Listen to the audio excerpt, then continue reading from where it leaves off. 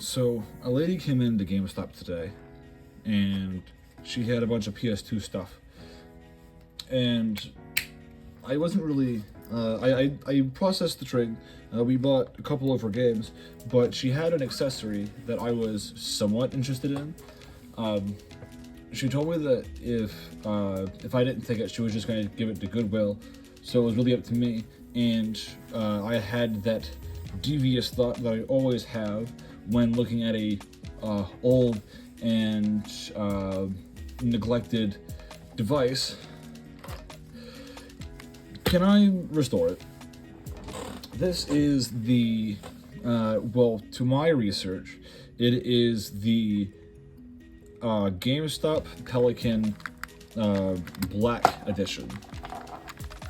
And there was a chameleon edition, which was clear. I don't know when this controller released. I couldn't find much information on it. But the biggest takeaway is that it's got GameStop branding on it. I thought it was kind of weird that she tried to trade in a GameStop controller to GameStop 20 years after it was bought.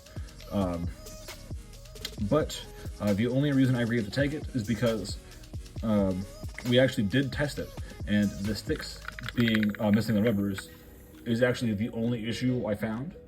And I do actually have some spare caps for a PS4 controller, which should fit just fine, considering they all pretty much use the same sticks. So I'm going to go ahead and kind of get this open. I'm not going to force you guys to watch that. If anything comes up as a problem, I'll let you know. I'm actually kind of mad. My screwdriver isn't long enough to reach this bottom screw, so now I need to go get my extender bit. I just wanted to let you guys know. I've run into another thing. The controller grip was applied after the controller got put together. So, there are these strips holding both sides in. Now, to replace these, I am going to have to brute force it open. Which worked.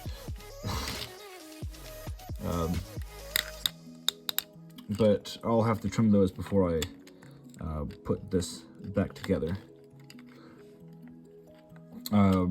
Yeah, no, this is pretty standard. I am going to take this whole thing apart down to the bare minimum and clean the shell because it's seen better days. So I'll cut back to that when I'm done with that. The motherboard also seems to be only held in by the one screw. Correction to a previous observation, there is a screw over here, and I actually have noticed that there's actually only a vibration motor on one side, which is really strange. I'm going to keep going ahead with the disassembly. Correction once again, there is a screw right here. I am blind. So I've run into a new revelation. The current sticks won't work. That port is much too thick. See, there's a much thinner one here, so I actually don't have replacement sticks for this. I'm going to see if I can't jerry-rig one of these by, like, I'm gonna say gluing them. I'm not really worried about them wearing down. They're made entirely of plastic. I'll get back to you on what I decide to do. This is actually the most interesting way I've seen buttons done. So it turns out that this clear plastic exterior is actually just an exterior. I figured out that this applies to all of the buttons. Well, it applies to the D-pad and the action buttons. So the action buttons are also just buttons on membranes in a clear cap. This does not apply to start, select, and analog. So we're actually down to the bare shell, and I still don't know what to do when it comes to the sticks. I might try. I don't have any hot glue to try that. I'm gonna try stuffing something thin in there to kind of like shim it, put it in. As long as the controller is functional and doesn't really give me problems in the future, I don't really care. I don't see myself using this controller more than once. And like I said earlier, it's not really worth restoring. I just want to see if I can. So my sticks aren't working out, and these look similar enough.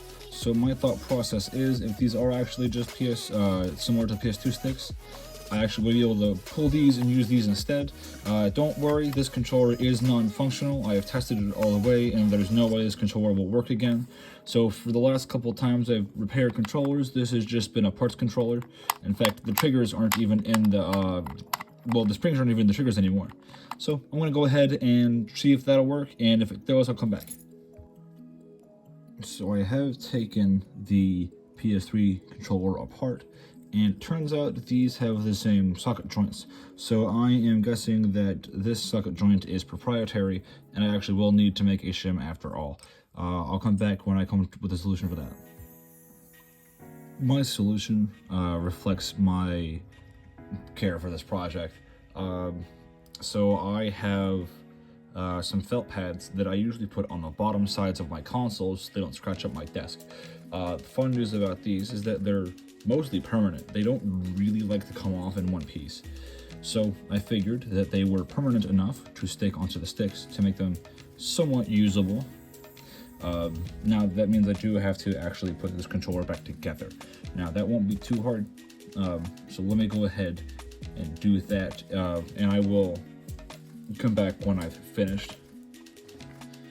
Okay, well, it's back together and as clean as I'm going to get it. The rest of this is just dirt I didn't want to bother cleaning, or just caked on scratches and stuff like that. Putting this together wasn't as bad as I thought it was going to be. On the occasion that you want to go through the nightmare of wanting to open a controller from when? Doesn't even say. Cool. I found that unlike the actual PS2 controller, one, this thing means nothing, it's just decoration. So at one point I might try to super glue this in place so it doesn't move anywhere. But the top part, kind of like a, I'm trying to think what's a good example of it. Like how you would put together a Game Boy. The SPs, you don't want to put them down, you don't want to put the top shell down flat. You want to make sure that everything is hooked up at the top and you kind of hinge it down. Because of the way these back buttons are set up, it actually, if I put it down top down, it actually made it so that these buttons were impossible to press. Like you could press them in, but they wouldn't press out. So my solution to that was just to hinge it down, and that actually, so I held the controller like this, and then I hinged it, and it clicked together just fine. So this is my solution to the missing rubber problem. That's the felt pads. It's because the thumbsticks here are proprietary, which means I'd have to seriously modify the sticks that I have, and I really can't be bothered to do that for such a low-end controller. Unironically, I think this actually is a really comfortable hold, a really comfortable hand position.